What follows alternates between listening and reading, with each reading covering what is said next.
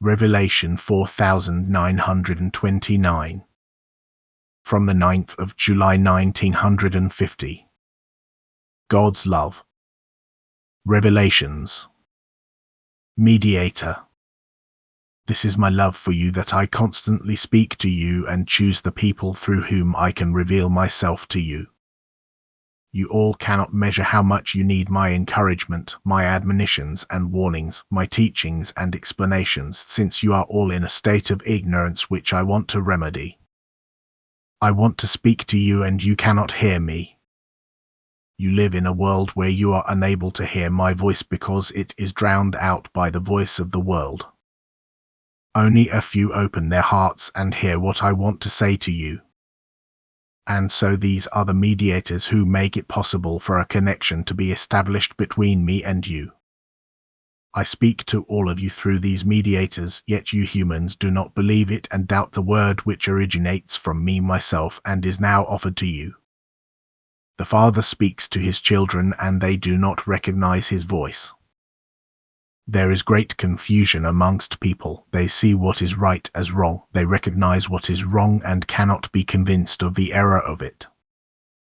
They have no discernment and yet presume to judge divine transmissions.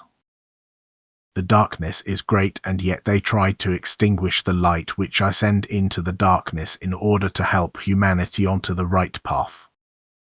And this circumstance, too, is a sign of the end, that they no longer recognize me anywhere and equate my working with Satan's working, that they regard everything divine as Satan's work of deception but don't want to see his obvious counterworking. They themselves pass by a miracle apathetically and are, so to speak, themselves a slave to my adversary who clouds their view and seeks to obscure the light. Yet I protect my bearers of light. I do not tolerate them being attacked. They are active for me and thus I also stand behind them and their activity. And no matter how much the adversary fights against the truth, against my servants and prophets, they are active on my behalf and therefore need not fear that I will leave them without strength, that they will be defeated in the battle against my enemies. They serve me, and as their Lord I protect them from all attacks, just as I also equip them with all wisdom and thus give them a weapon in their hand with which they will gain victory over the enemy. For they will fight with the sword of their mouth and the shield of faith will cover them. I myself will fight by their side, and thus victory will also be ours. Amen.